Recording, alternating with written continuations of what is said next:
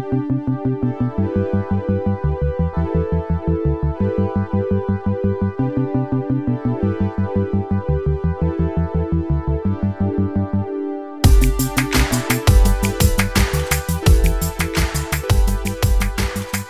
everybody, welcome back. It's the Shoal Weekly Podcast, Season 2, bringing you a whole new dose of film, TV and pop culture. I'm your host Joe, joined by Ben as always. How's your week been, Ben? Yeah, it's been good. It's been a good one. I've been excited for this one. I've been looking forward to it. Yeah, it was a sort of a last minute decision last week, wasn't it? To do something like this. Heard you took a tumble this week on your mountain bike. How are you feeling? A bit sore? Yeah, bit sore. Had a little crash, but it's all good. Only my pride is wounded, so Plenty all of good.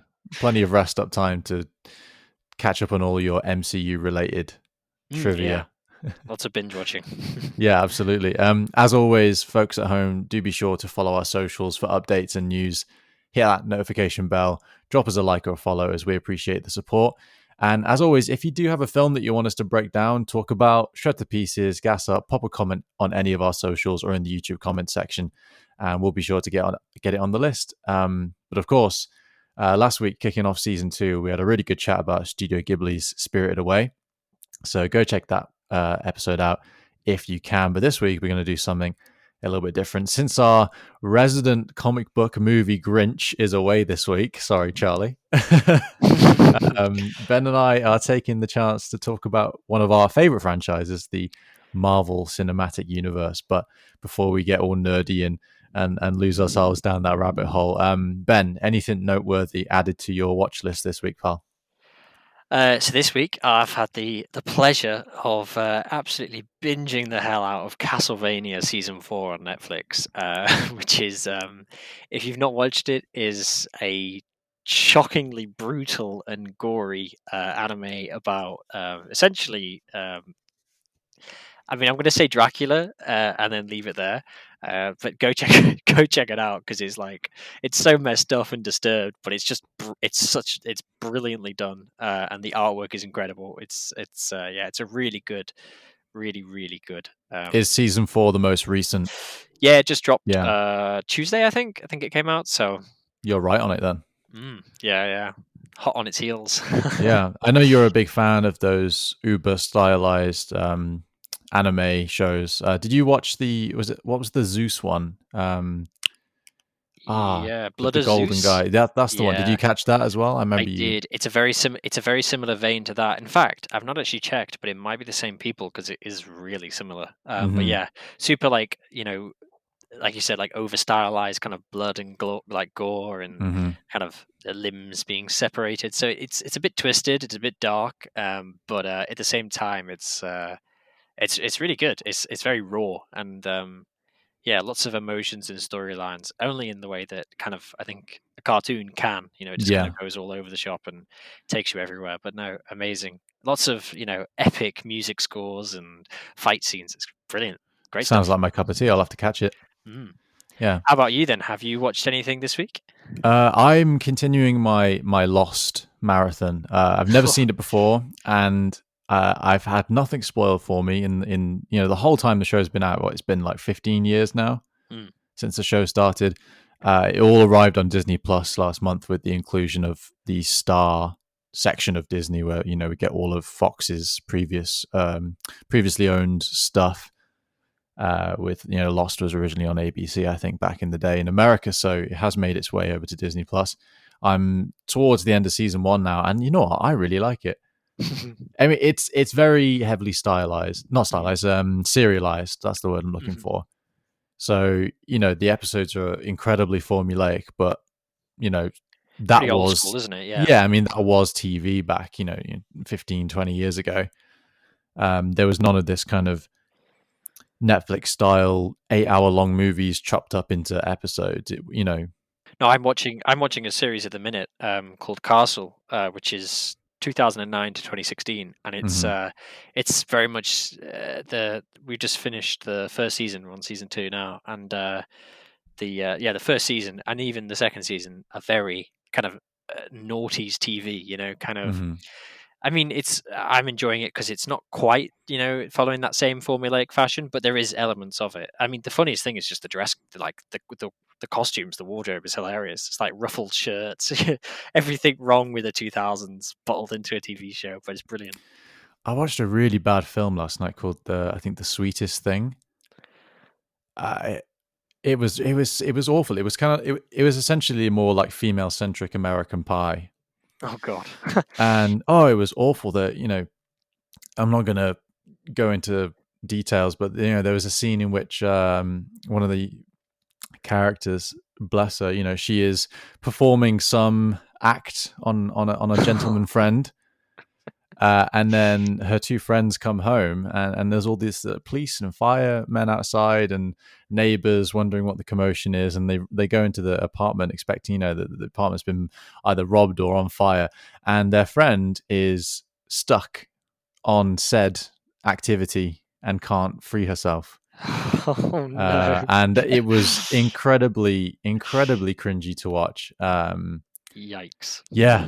So if you're into that kind of very, I want to say it's more than slapstick, isn't it? It's kind of more Cringe. yeah, it's bordering on quite pornographic comedy, like that kind of American Pie style. Then go watch that. It wasn't really for me. It was definitely a late night movie that I didn't want to pay attention to. So it served a purpose. Yeah. However, yeah, I think I'm enjoying Lost a little bit more. Anyway, so yeah, this week, Marvel Cinematic Universe, we are taking the opportunity while Chaz is absent from the podcast this week to just essentially have a pretty chill one this time, just talking about one of our favorite franchises. Of course, back in season 1, we did look at the season finale of WandaVision, and we took the opportunity to talk about the MCU as a whole and where we think it's going. And I thought it was a good idea to go the other direction this week and have a look at the MCU and how it's got to where it is, and less so about where it's going to go, and more just sort of like a retrospective. Yeah, just how it's So been, where it succeeded, all that jazz. yeah, absolutely. So it's been what 15 maybe. 2008, I think, was the first one. Yeah. So 13 years.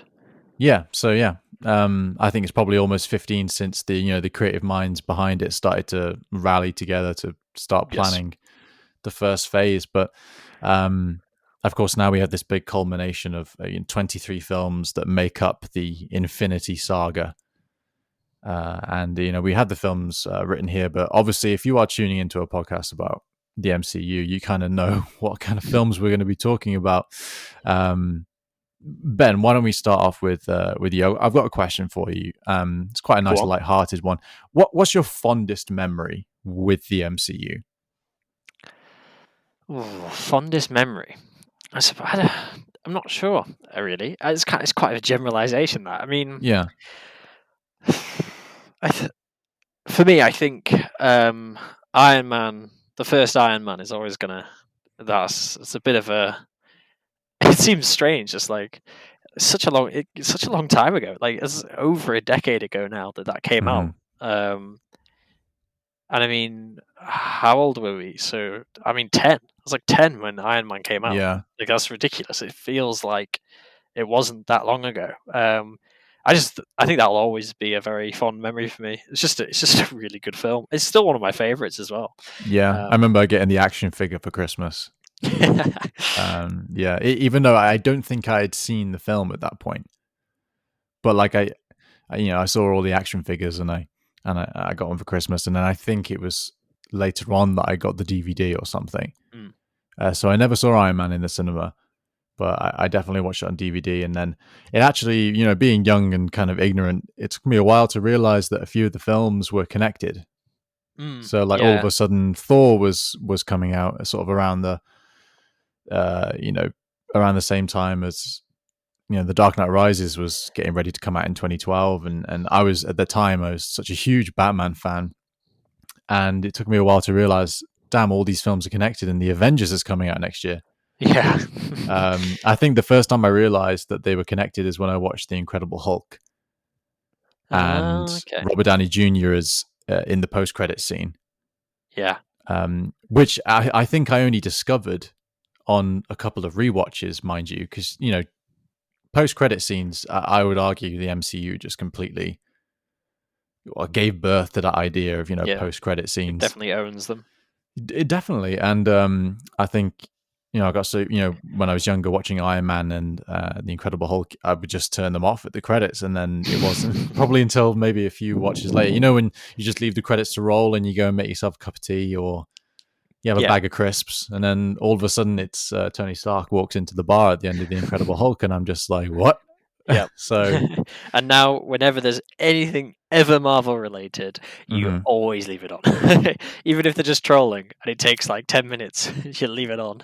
Yeah, that's actually a pretty fun memory. Well, not fun, more sort of like a funny memory is I remember everyone getting really excited to stay at the end of Spider-Man Homecoming in 2017 because at that point Yes. the films that were coming out were Thor Ragnarok and then Infinity War.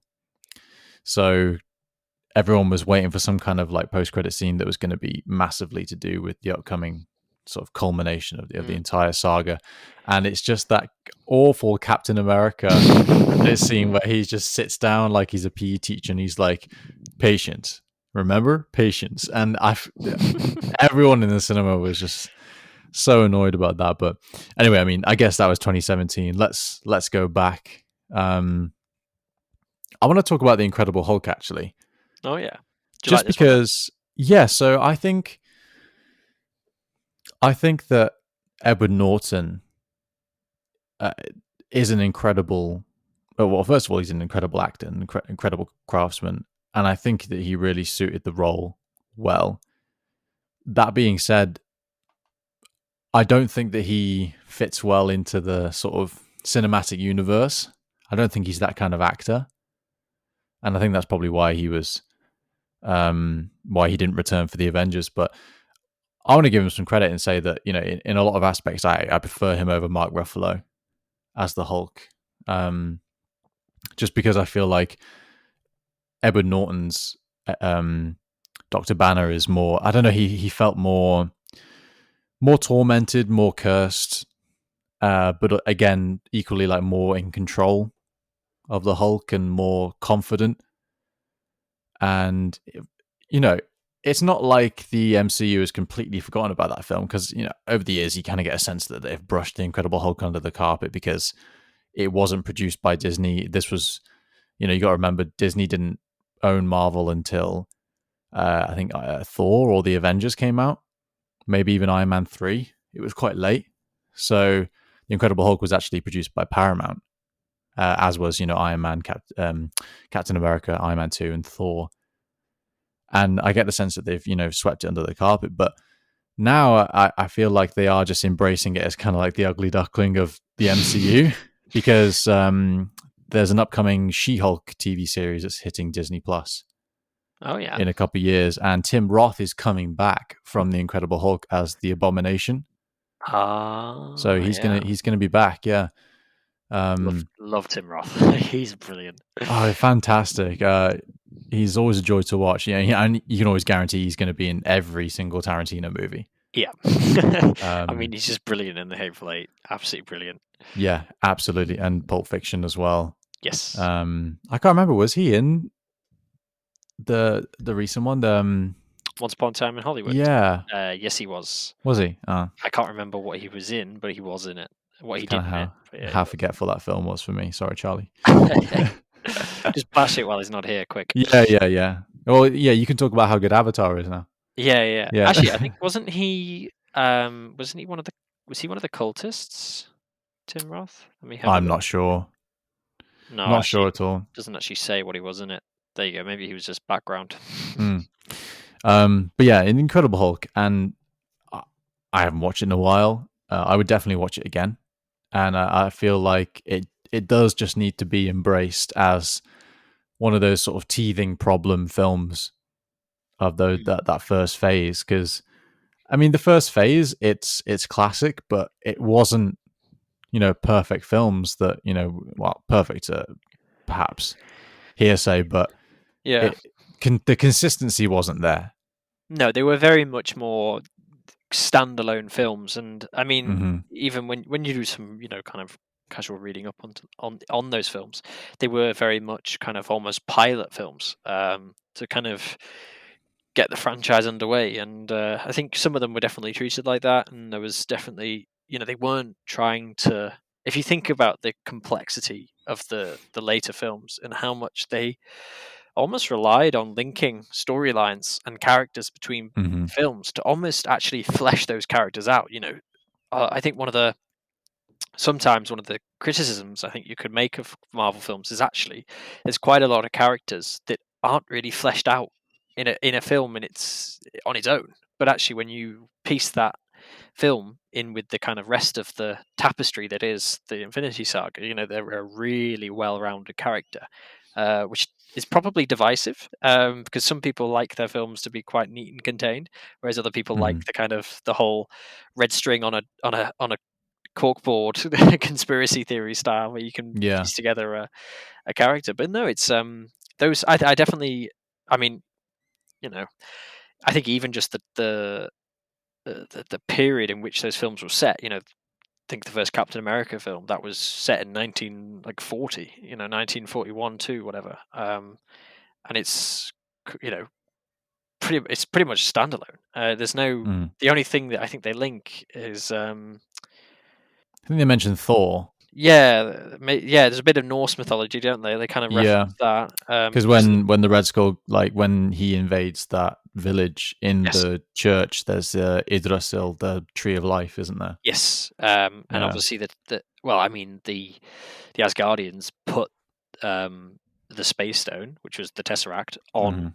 Mm-hmm. They left it on Earth, and that's they left it in that church, which is a kind of questionable place to leave one of the most powerful relics in the galaxy. But you You know, clearly haven't watched any Indiana Jones films. there is that. There really is that. Yeah. At least they didn't try and. It wasn't booby trapped. Yeah. It was just hidden in a crypt. Um, but no, it's an interesting one actually. The Asgardians it's one of my favorite storylines and kind of bits of the MCU is the whole kind of Thor bit of it and that kind of Norse mythology. Hmm. But they really were kind of stupid. Like for a super advanced civilization, they made a lot of mistakes. But yeah, There's a pretty good theory about the Asgardians' role in the whole Infinity Saga. For our folks at home who haven't watched any of these films, I'm not going to spend the next 20 minutes explaining the entire Infinity Saga, but like comic books, there is this overarching story, this narrative, and there is this big bad guy called Thanos. He is sort of like a demigod. He's a titan. He's closely related to this race of beings called the Eternals, and he is essentially coveting these six elemental crystals called the Infinity Stones, and that were created with the universe along with the Big Bang. And so, sprinkled out all the way through the first two phases of the Infinity Saga, there's all these clues as to where they are, and some of them are MacGuffins in the films as well. And obviously, essentially, it all comes to a head in the final two Avengers films of the Infinity Saga, where Thanos actually manages to, spoiler alert, he acquires the stones, and that becomes the ultimate battle for the universe. he has his way. But Yeah, there's a pretty cool theory, and I think this relates back to what I just said about consistency as well. Is that in the first phase they didn't. It was one massive experiment, and you can really feel that. yeah, And so you didn't know whether they were going to fully commit to the Infinity Stones idea, and you can see that in the fact that you can see the Infinity Gauntlet, which is this huge golden metal glove that can wield all six stones on each finger. And you can see that in Thor. You can see it in Odin's vault, and then there's also references all the way, throughout the first and second phase of it, and really that kind of gets retconned because yeah. Thanos makes his own, which actually they make a funny joke about in Thor Ragnarok when Thor's sister pushes over the fake one in her father's vault and is like, "Oh, that's a fake." Yeah. Which is which is the creative team basically saying, yeah, we didn't know what we were doing back in 2008, really. So just forgive us on this one. But for all of its charm, that first phase, even though it was quite inconsistent, it I'm so fond of it because it was just this massive experiment, and look at the result. Look at what it's given us. Oh yeah, they were, and to be honest with you, they were they were pretty good films in their own right. Like, I think Iron Man definitely kind of held it up, Hmm. um, and yeah, it was just great. And I mean, we've mentioned it before on the podcast. What a redemption arc for Robert Downey Jr. Yeah, To get I'm that still part. working on my biopic. Yeah, yeah. No, he was. He really kind of championed it, but also I think he set the tone for. Well, I would say he set the tone for the entire universe. The one liners, the improv, the Hmm. jokes, and I think you can definitely credit the director John Favreau in that, because he was quite a large part of that kind of comedic counterbalance to the Hmm. seriousness and um, the kind of actual kind of hard hitting emotional impact that the films had. Kind of a lot about the main story for kind of Iron Man 1 and 2 is this kind of huge redemption arc of this bad boy billionaire philanthropist who didn't wasn't really hot on philanthropy, just kind of liked making weapons, Hmm. and because it made him a lot of money, and it kind of just dragged him away from that and into the kind of the hero role. And I mean, spoiler alert, it kind of set his entire character theme was just basically always trying to be better, always trying to save more lives, and eventually, you know, pop, pay the ultimate price for it. But it's yeah, no, I absolutely love that film. It was great, and it does well now. I watched it quite recently, and yeah, absolutely loved it. Also made it even more emotional when they reference back to it in the Yeah, in Infinity yeah. War. I Um, feel like we should just say right now, full spoilers. Like, let's lift the embargo. yeah, uh, this is not the one to watch if you've not watched the entirety of the Infinity yeah, Saga. absolutely. Yeah, so I know exactly what you were going to say. Unfortunately, Iron Man does sacrifice himself at the end of Endgame to defeat Thanos, and there's a really nice detail in the first Avengers film where, um, so Iron Man, where Tony Stark and Captain America, their personalities clash. I mean, they clash throughout the entire saga, but that first initial film, there's a lot of bitchiness going on. And there's a really nice detail that you can pick up on where uh, Tony Stark says to Captain America, says, you're nothing. You're just a kid from Brooklyn. The only thing that's special about you came from a bottle, a chemical. Hmm. And then equally, Captain America says, to Iron Man, well, you're also nothing. You're nobody. Like, what are you without the suit? Like, you're just a man in a suit. Take the suit off and you're nothing. And what I really like is then you get to the end of Endgame, and both of those observations are completely flipped because Captain America ends up becoming worthy of wielding Thor's hammer, which is huge in the context of this universe. Only the worthy can lift Mjolnir. Uh, the first person being Odin himself, and then he passes it on to Thor, and then I guess the Vision as well. Yeah. He can lift it, and they make jokes about elevators being able to lift it. Yeah. Um, and then also on Iron Man's side is that he becomes he gives up his ego, which is huge. Yeah, Uh, he becomes uh, bigger than the suit. yeah, he does, and he decides to use the Infinity Stones to destroy Thanos and his army, but the sacrifice there is that the power of the stones just shuts his body down. Mm. So yeah, I love that, and so I think going back to the point that we're trying to make about the first phase of the Infinity Saga is that for all of its inconsistency and its teething problems, there's so much charm and there's so much that you can go back to. And I want to say that we could watch those films in another 50 years and we would notice things that weren't we hadn't noticed before. Mm. Yeah. Yeah, no, it was a really good time. Speaking of less good times, what about you? What do you think was a low point for the series as a whole? I think we can probably agree on the collective low point, which is bashed by Marvel fans rather religiously, which is Thor 2.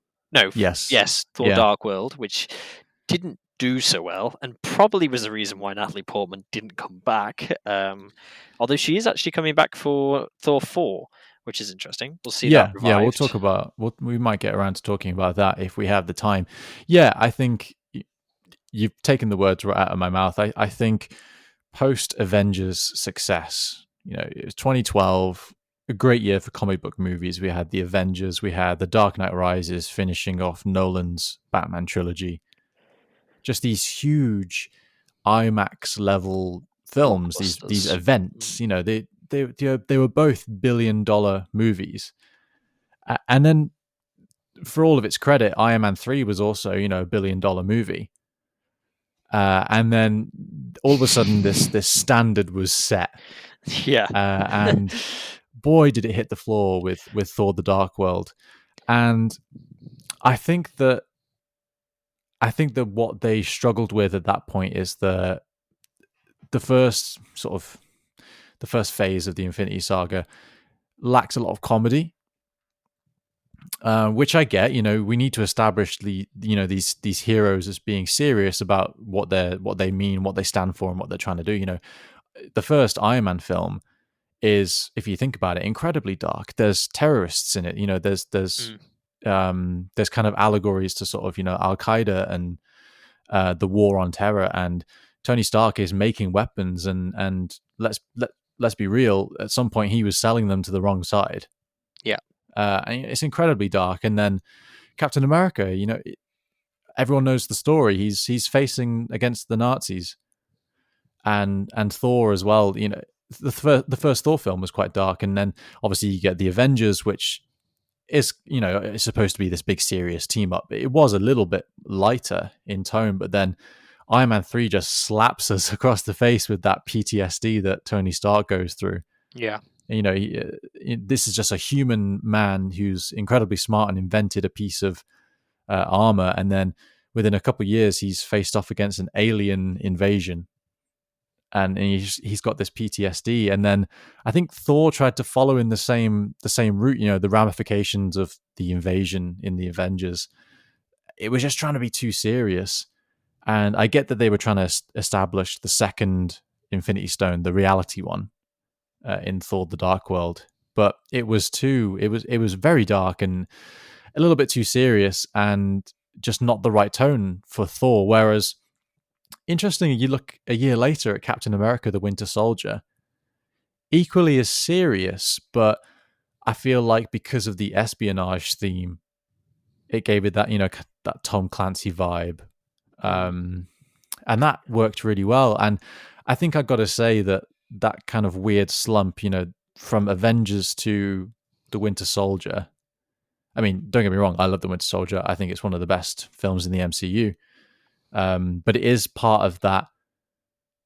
Lull almost. Yeah, oh, Yeah. yeah. I think you're right. And then 2014, Guardians of the Galaxy. Boom. That was That's a the real outlier, wasn't it? I mean, yeah, when that came out, it was so radically different. I mean, on a yeah, number of levels. First of all, it's set in space. Second of all, there's only like one human in it. The rest are kind of all these fictional races. And it was just, and also the fact the whole thing was set to like 80s hits. It was just, I mean, it was yeah, phenomenal at the time. I personally, it's a little dated. Going back now and watching it, it's not yeah. quite. It lost a bit of that jade, and for me, I think. I mean, I don't mind that. For me, I think that's because some of the films that have come later, and I think we'll get onto them, but in particular, Thor Ragnarok, really kind of almost one-upped it, which you'd Mhm. expect, I think, with the building on the successes. Also, we could kind of talk about how Guardians of the Galaxy 2 maybe wasn't as good. It wasn't really as fresh. Maybe let it down a little, but yeah, no, it was. at the time it was brilliant. It was such a radical. I mean, it was just fun. Like you said, we moved away from the kind of the seriousness.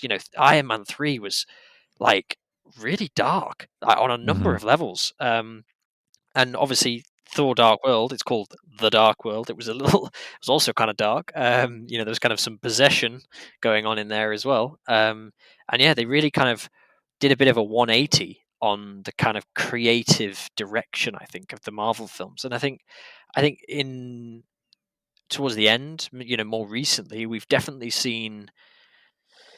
I'd say we've definitely seen the darkness kind of come back in, and obviously there definitely are periods where certain films have dark moments, but I think generally they kind of, after the Winter Soldier, with Guardians of the Galaxy, with Age of Ultron, with Ant Man, they kind of went the opposite direction. They went, right. We need to be more lighthearted. We need to be more kind of a little bit more PG, maybe is the right term. Kind of drag the younger audience back in, make it more of a, this is a comic book franchise, we're trying to get, you know, people of all ages involved. And they really did very well. The Hmm. numbers did extremely well.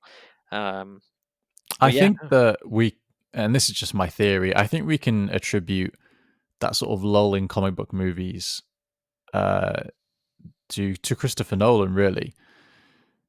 Essentially, and the reason I say that is, the Dark Knight is trilogy as a whole. It established that you can make heroes incredibly realistic if you want to, and really ground them in a real life setting. And the Dark Knight trilogy did exactly that.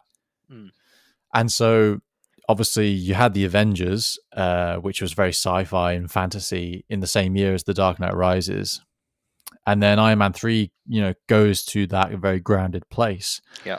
And then you also had Man of Steel in 2013 on the DC side of things, and then obviously Batman versus Superman and Thor: The Dark World, Captain America: The Winter Soldier.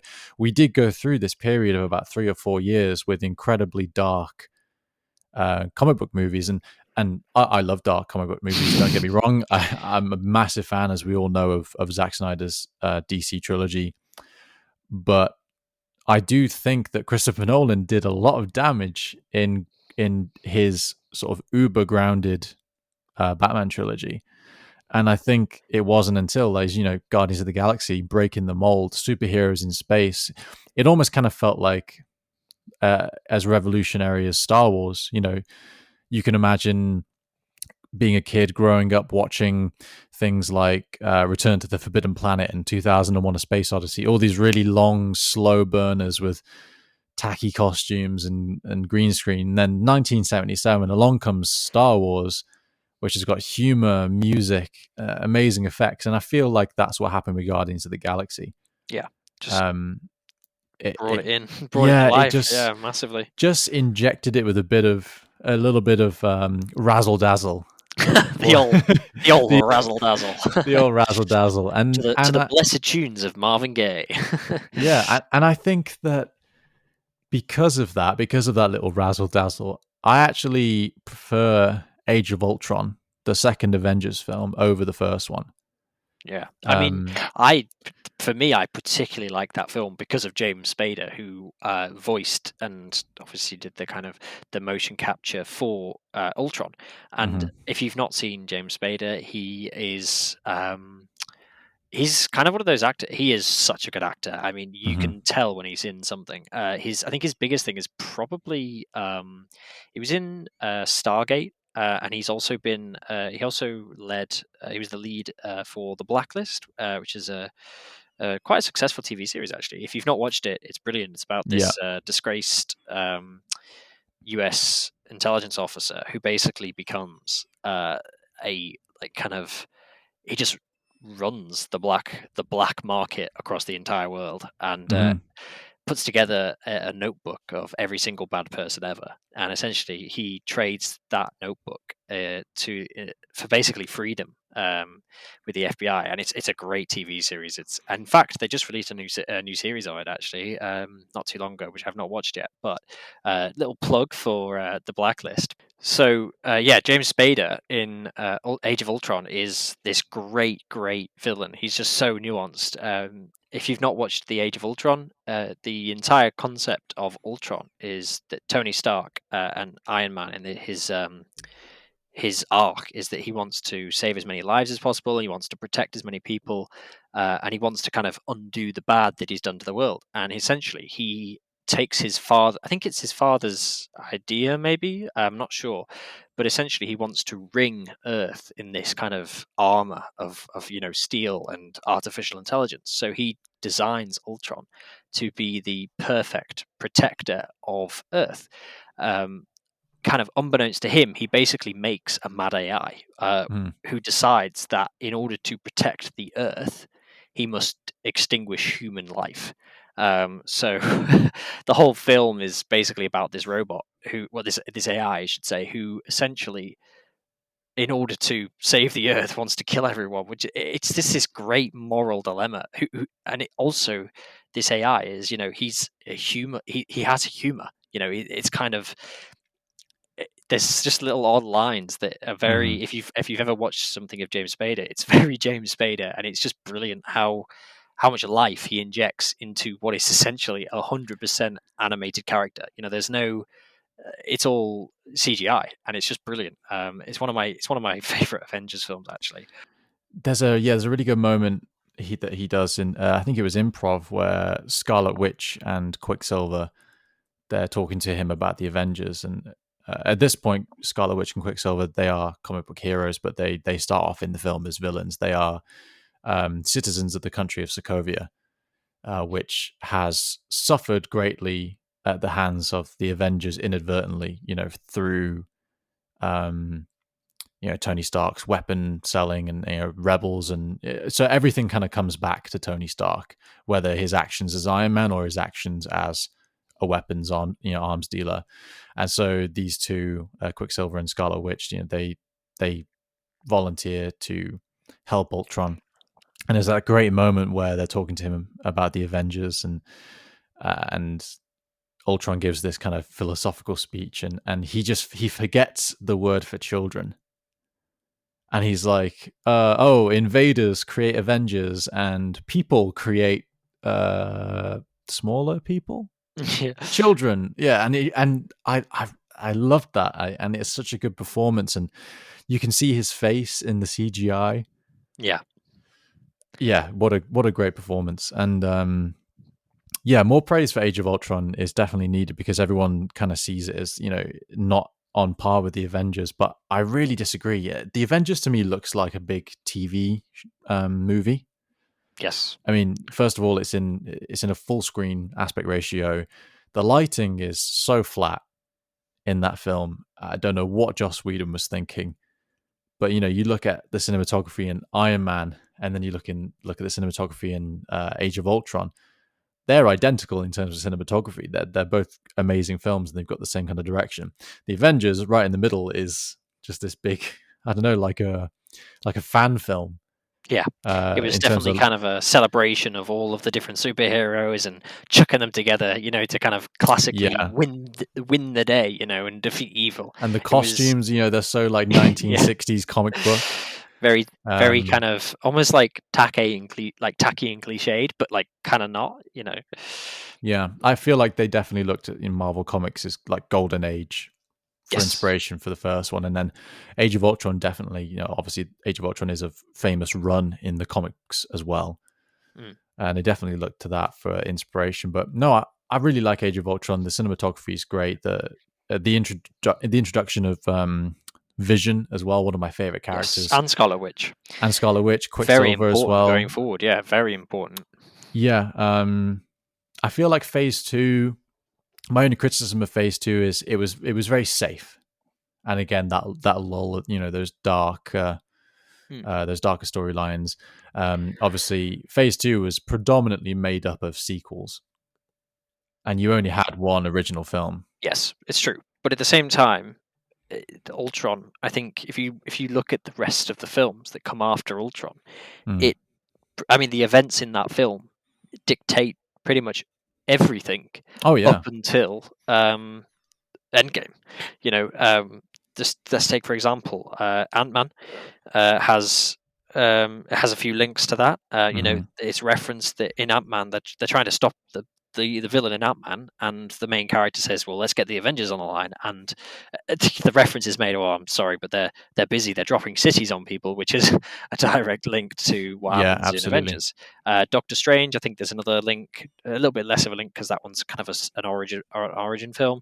Yeah. The whole the entirety of Captain America: Civil War stems from what happened in Ultron. Hmm. Black Panther is then kind of a consequence, pretty much, of Civil War.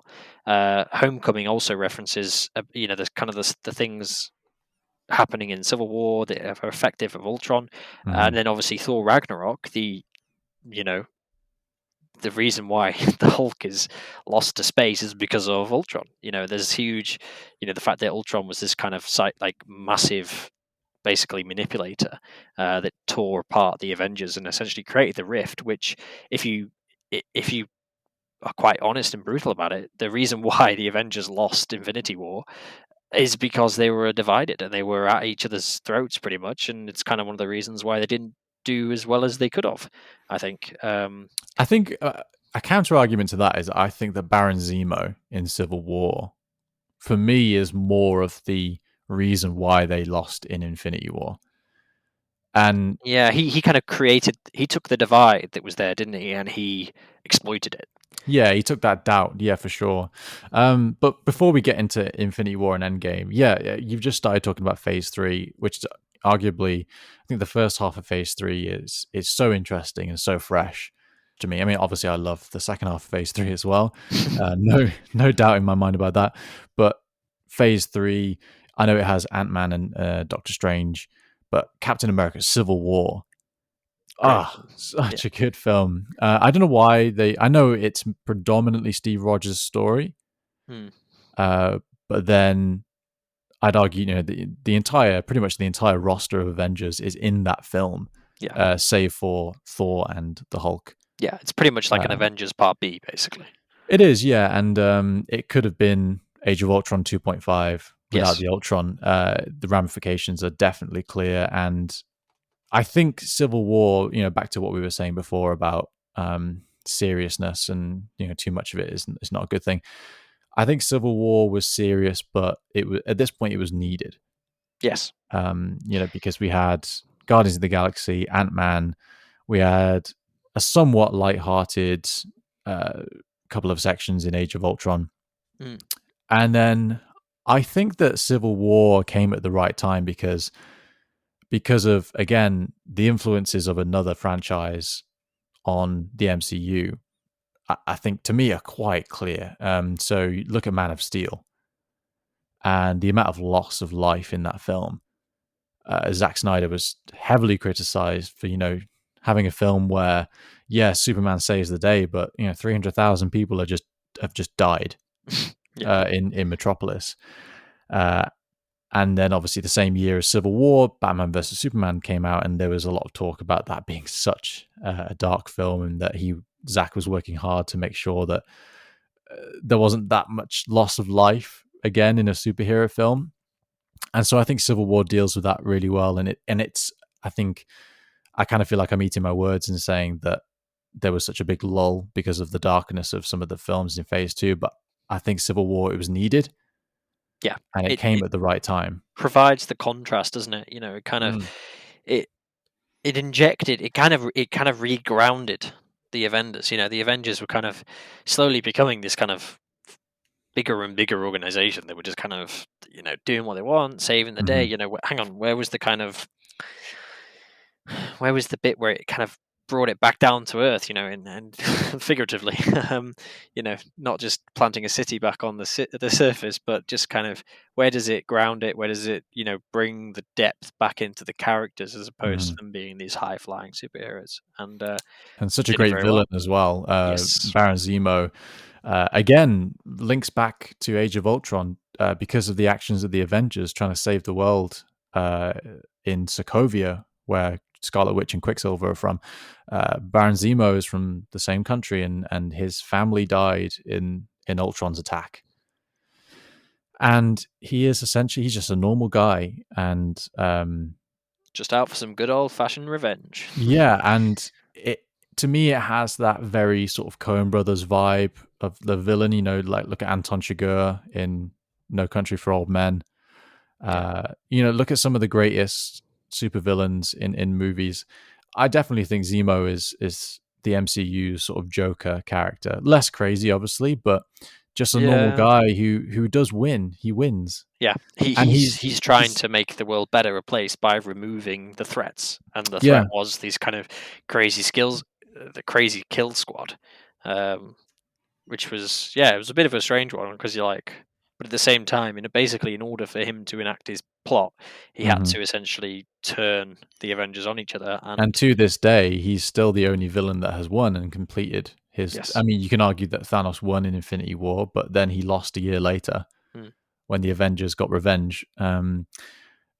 But to this day, Baron Zemo, he did what he set out to do. He broke Steve Rogers and Tony Stark apart. He made them hate each other. The Avengers were split, and because of that, Thanos arrives on Earth, and Earth's defenses are down. He takes the Infinity Stones. He uses them to wipe out half of all life, mm, and that's why I think that perhaps Zemo has more of an edge for me than Ultron. Is that Ultron laid the foundations of doubt there, you know, but Zemo is the ultimate thorn yeah, in the Avengers' foot, and it works so well. And I would argue that Civil War is one of my top three MCU films. yeah. I'd take that. It's pretty good. It's a good one to pick. Mhm. Let's talk about Spider Man.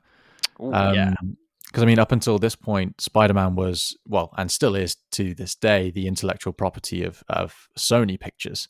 Mm, Um, Obviously, the character of Spider Man is owned by Marvel, but back in the 1990s, Marvel was going bankrupt and so sold a lot of its rights to characters to up and coming producers. You know, Kevin Feige was actually one of them. Kevin Feige, before doing the MCU, he was a producer, executive producer, working with Sam Raimi on the original Tobey Maguire Spider-Man trilogy.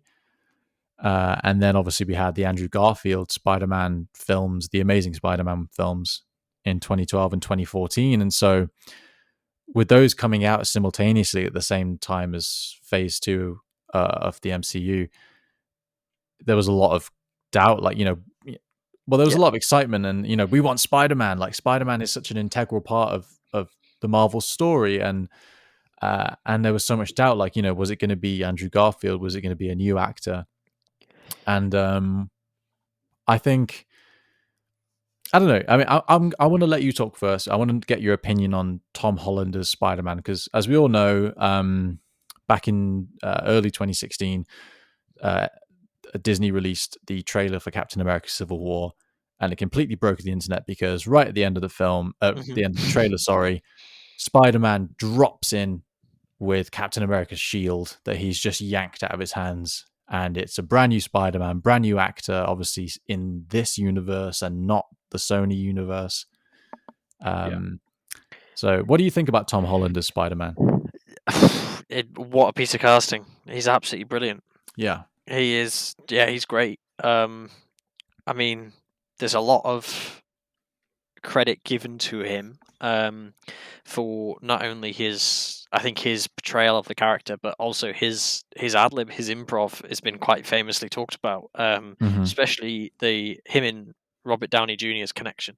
And there's actually quite a lot. There's a lot actually in the Spider-Man films, in Avengers, uh, Infinity War, and Endgame, where it's complete improv between them, and it's made the final cut because it's that good.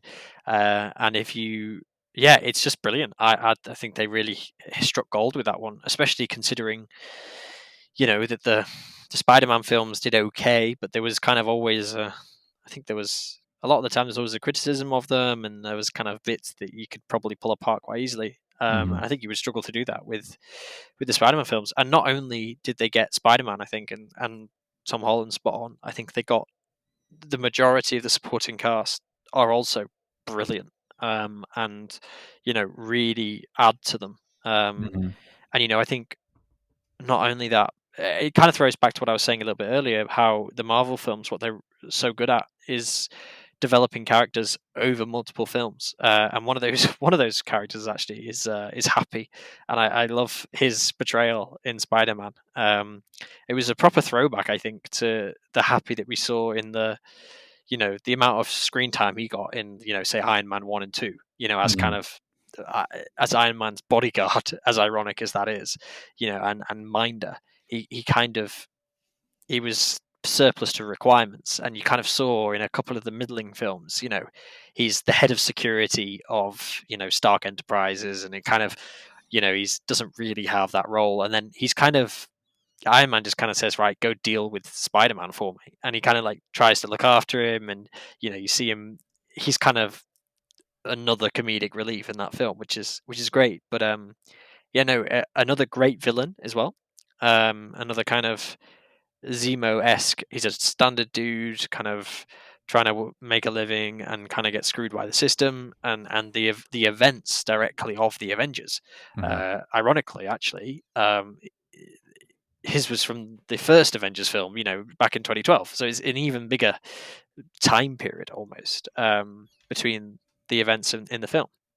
Mhm. And yeah, I really loved it. It's definitely up there as one of my favorite. Well, I mean, I prefer the second Spider-Man film. I thought Far From Home was, in my eyes, I enjoyed it more, but Homecoming certainly is absolutely brilliant. And it also just deals with Spider-Man kind of. It's not an origin story. We don't see Spider-Man become Spider-Man. We just kind of see Spider-Man dealing with being Spider-Man, and kind of Mhm. as a coming of age story, kind of, he's still a teenager, he's still in school, and he still wants to try and do his best. But, you've kind of got Tony Stark trying to be like, look, kid, calm down, you're just going to get hurt. And no, it's really good. What do you think of it? Did you enjoy it? Yeah, I really enjoy Tom Holland as Spider-Man. I think I'm a huge fan of the Sam Raimi Spider-Man trilogy for as campy and sort of comic booky as they are, and very sort of over the top. I really like Tobey Maguire as Spider-Man, so it was hard to get past that.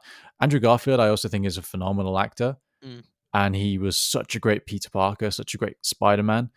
Um, and so I think all three of them do an amazing job as three very different Spider-Men.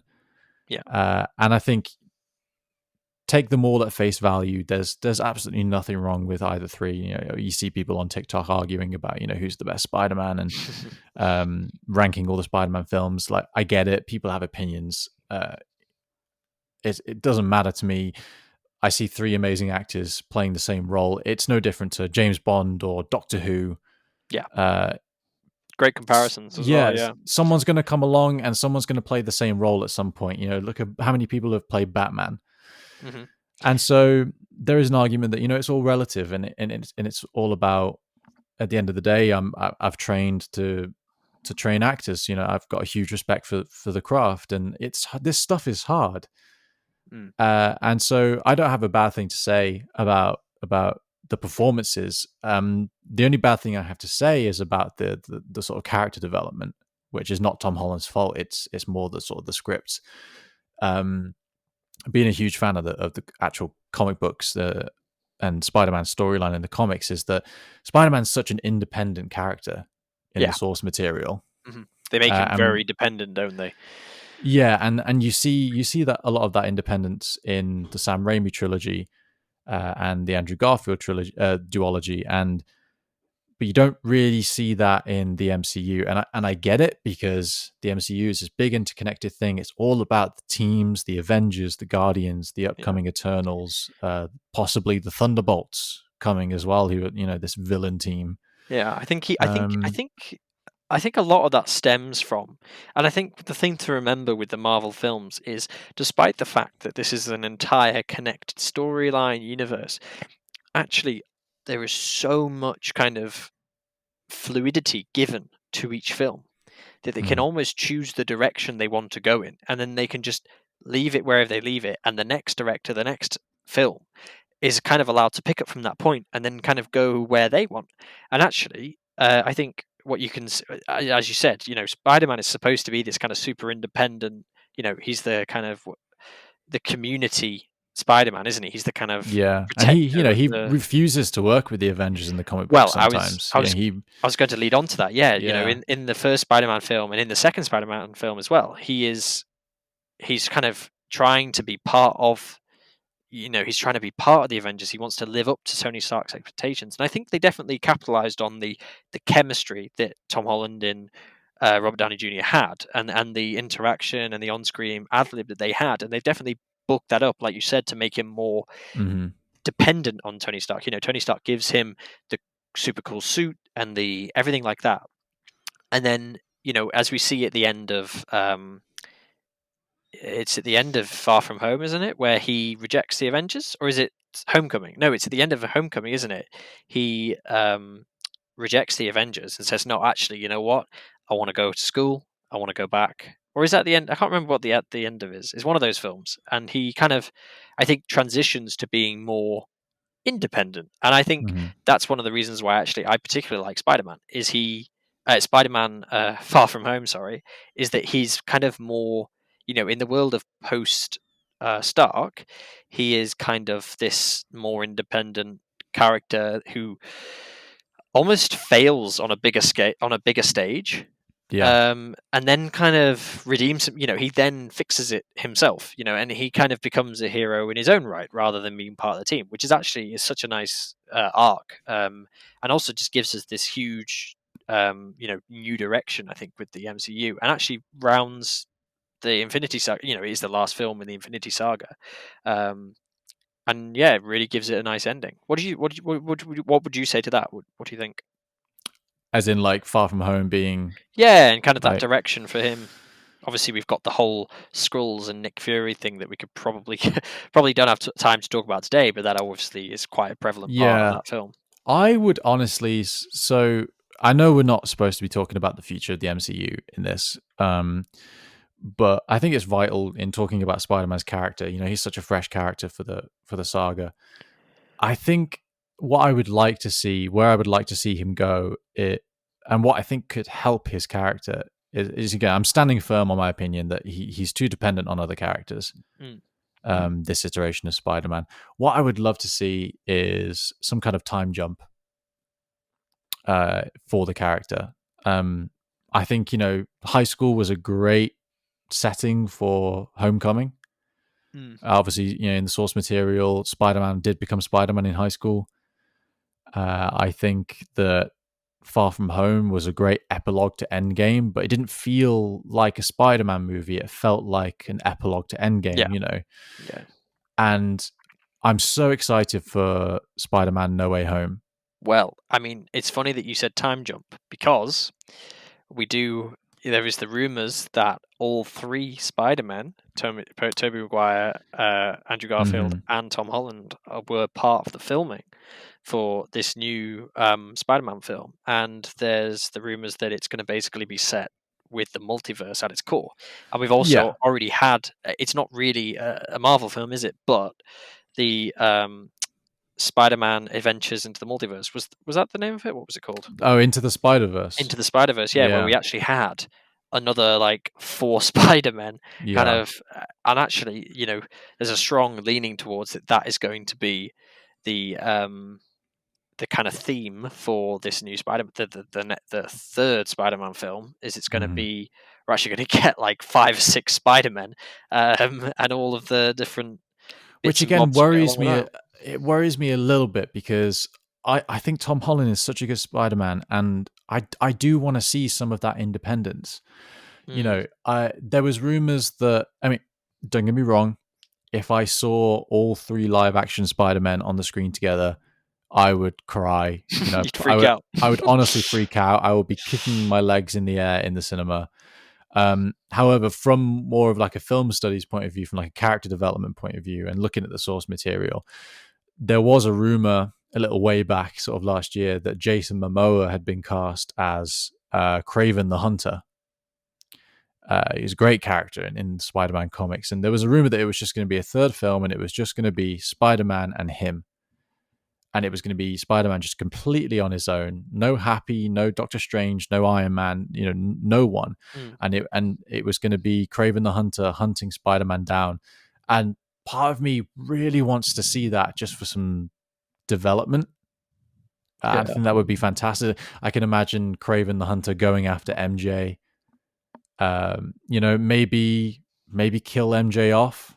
I know it's Zendaya. I know that's a crime. You can't kill Zendaya, but um, one of Spider-Man's girlfriends dying is a vital part of his character development. And if you look at the comic books in the Yeah. 1960s, the Green Goblin kills Gwen Stacy.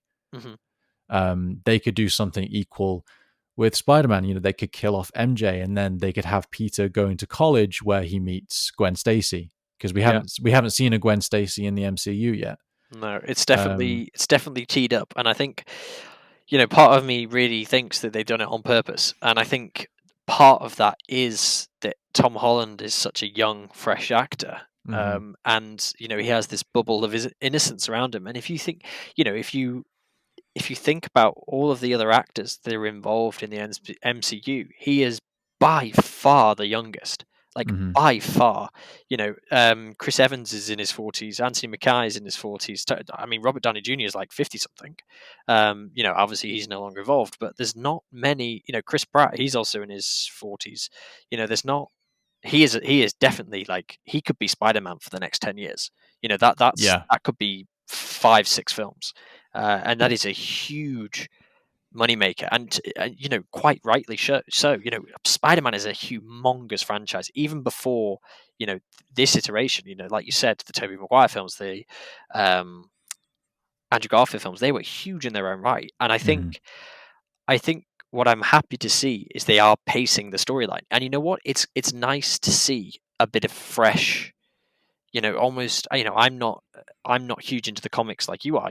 I've not read all of the source material, but it's nice to see other source material than the classic villains and the fact that Gwen always dies.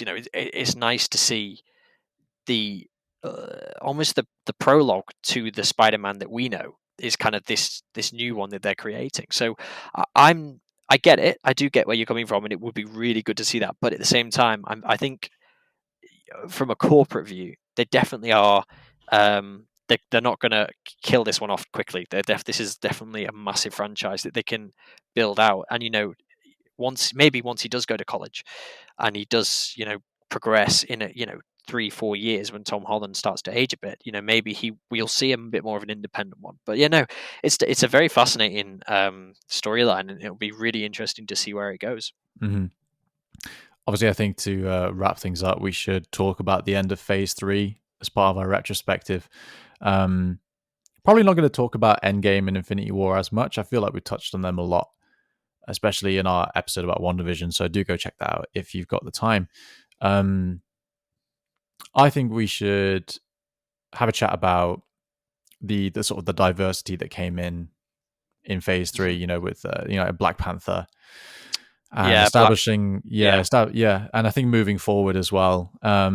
What did you think of Black Panther? Because we haven't talked about it at all. Well, yeah, no, we've actually managed to avoid it, which is impressive because it's. I think it's such a huge film. You could say, I could think you could definitely say on some levels it's possibly bigger um, than the Infinity, kind of the two Infinity, the part 1 and 2. To Yeah, wrap things up, I think on some levels it definitely I think it overtakes means it. more is perhaps what you're Yes, trying to say. Like I think it definitely yeah. has a larger cultural impact. It's definitely such a success story in terms of not just the storyline, but also just the casting and the the entire production of the film was it was all about raising the lack of diversity Mhm.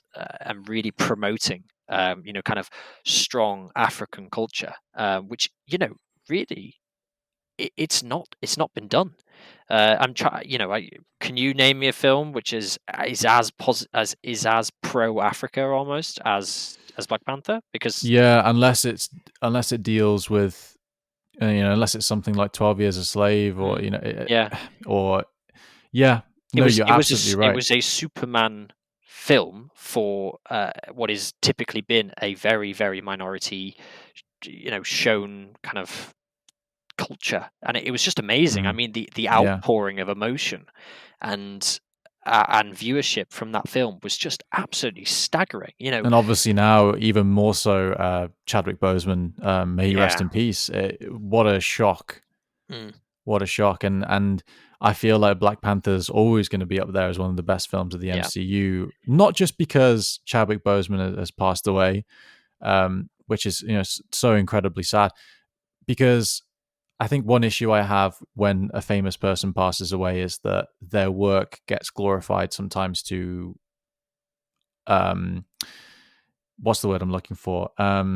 Unproductive levels. mm. Like it becomes counterproductive to what their work actually stood for and what it was. But yeah, Black And Panther definitely defies that. I think it was bigger before.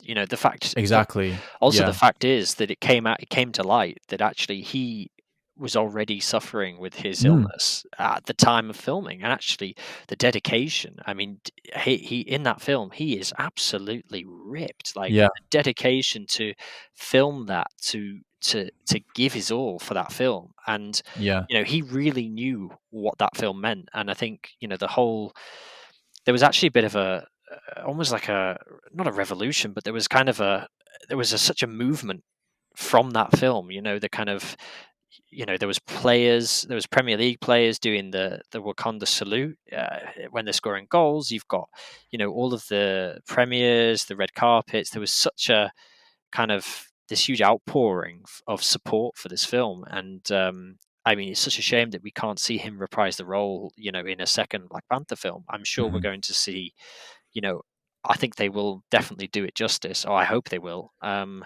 And yeah, And it it was was also the first MCU film to be nominated for Best Picture at the Academy yes, Awards. So that's just, massive, and yeah, I think testament to Chadwick Boseman. Going back to what we were saying, in light of his death and the revelations that he had cancer while he was taking on the role of Black Panther, what an amazing guy to have made Black Panther so culturally revolutionary even prior to his death. mm, Because take Heath Ledger in The Dark Knight, for example. He was the first actor to win an Academy Award for a comic book movie. But then part of me thinks that yes, it was such an incredible performance, one of my all-time favorite performances ever. But the fact that he died and then he was awarded the and obviously there was that controversy recently that Chadwick Boseman wasn't nominated for his most recent project before he passed away, and that Anthony Hopkins took home the best actor mm, award. That didn't bother me, yeah, and there was so many people up in arms saying Chadwick was robbed of that Academy Award, and I just think it was his work while he was alive and was his cultural impact not enough for you. yeah, I look at his track record. I look at what Black Panther, what you know, not just what it did for the MCU and breathing so much life into it, but what it did for cinema as well, and what it did for young black boys who want to be superheroes and young black girls who want to be superheroes. All of that stuff that he did while he was alive, mm, that is more than enough. He gave us so much. yeah, That it didn't bother me that he lost the Academy Award to Anthony Hopkins. Anthony Hopkins is an amazing actor. He was amazing in the film that he won for. yeah, Chadwick didn't need to win, yeah, no, and so definitely, what I'm glad is that he's not being deified. That's the yeah, word I'm looking for. that's the one, yeah, I mean, he is he godly on so many levels, but I'm glad that Black Panther as a film is not being deified. yeah, And I'm glad that his work as an actor is not being deified either. And it's done very well, yeah, and I think the fact that Black Panther can stand on its own feet, um, not only yeah, because of Chadwick, but because of the amazing effort from the cast, and obviously Kevin Feige taking a risk in such a politically volatile period of the 21st century as well, mm, to release a film like Black Panther, and then obviously I feel like that has just set the stage for Shang-Chi later on this year and yeah, the just Eternals, which is so, the Eternals in the comic books is predominantly white characters and male characters, and the Eternals coming out at the end of this year. Chloe Zhao, Chinese director, just won an Academy Award for Nomadland. She's going to be giving us a really incredibly diverse film, with gender swapped roles and race swapped roles as well. Black Panther, I feel, was, Kind of paved the way for that, didn't it? yeah, and I feel like it was that final razzle dazzle, and now the Razzle now dazzle. now it's such a well oiled machine. Yeah. Um, It's a the MCU on its own is such a it's a beast in its own right. Where mhm, originally they had actors turning down roles because they didn't want to be tainted by a comic book film. There's now actors. For example, like we mentioned earlier, Natalie Portman, after kind of the poor showing of Thor and, well, yeah, Thor 1 was okay, but Thor mhm, 2 wasn't great. And the fact she was quite a titular character in those films, she kind of withdrew. But actually, since she's withdrawn, the MCU has just gone, it's mhm, escalated tenfold. I mean, if the latest Thor film, Thor Ragnarok, which is also my favorite film in the Infinity Saga, um, Idris Elba and Tom Hiddleston actually got paid the most for that film. mhm. That was their biggest payday, and they were in it the least out of any of the other Yeah, films. And it was yeah, purely because it's like the most recent and the next, and the fact that she's been announced already for being in Thor 4. I love yeah. that. She's gonna be Thor. She's gonna be the mighty Thor. It's going to In be the really Yeah, interesting. Um, yeah. It's which, in very fact, exciting. yeah. And while we're on Ragnarok, as I've brought it up, that is another film that I thought we should definitely talk about briefly, just to Mm, mention, what a different direction that's taken the MCU in. And it was a bit of an outlier, I think, in Phase 3 in terms of it actually won an award for being a comedy, yeah. which you wouldn't really associate a superhero film to be. But actually, the director, I Taika Waititi. Taika Waititi, that's the one. Yeah. He's quoted as saying, "I would say we improvised probably 80% of the film, or ad libbed and threw in stuff." That's Mhm, for such a well-rounded film, and the amount of references that film has in it. There's some references to The Godfather. There's some references to Monty Python in there. Just in terms of actually like taking lines from other films and popular culture and drawing on all those things. It was such a great it was such a great film, mhm. and it had. I mean, it had some brilliant music in it as well, and just another one of those ones where it kind of, like Black Panther, it really broke away from the traditional films that we'd seen to that point. As good as Civil War was, as good as Age of Ultron was, it was the same characters, it was the same cast, it was Iron Man, it was Captain America, it was Hulk, it was Thor. They really brought us something different. It brought us into this new universe. With Mhm. Black Panther, we got to see Wakanda, and the fact that there was this huge, modern first world African nation. Obviously, I know it's in a comic book, but the fact that that is on screens is so important.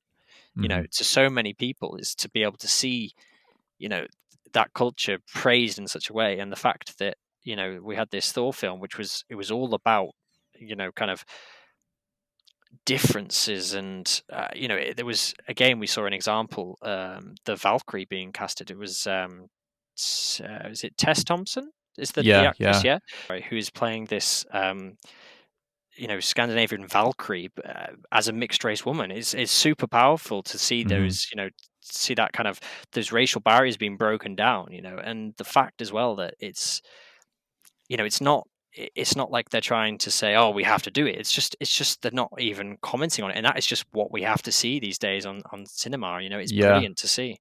Representation for people of Exactly. Maori descent as well, with Taika Waititi directing and also Yes. starring as Korg, and Oh, what a character! um, He really made the yeah, film. yeah, absolutely. Um, well, I feel like we've really hit a positive note there. And I'm anxious at the time. We've been talking for a while, and I think we need to follow this up, me and you, with another episode where we talk about the future of the MCU and where we think it's going to go. But damn it, yeah, it's been so good to look back over 13 years of this humongous cinematic universe.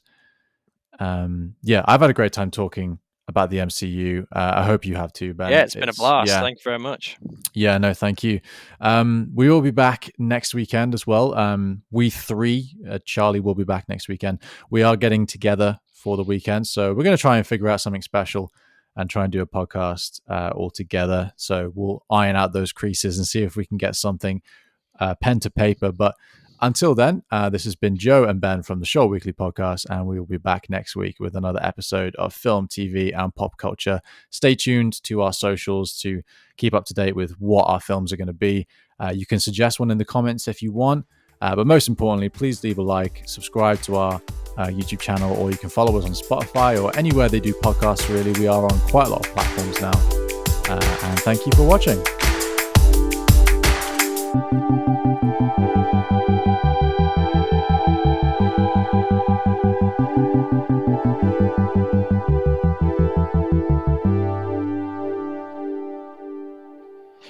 Shall I just provide some elevator music? Do do do do do do do do do do do do do do do do.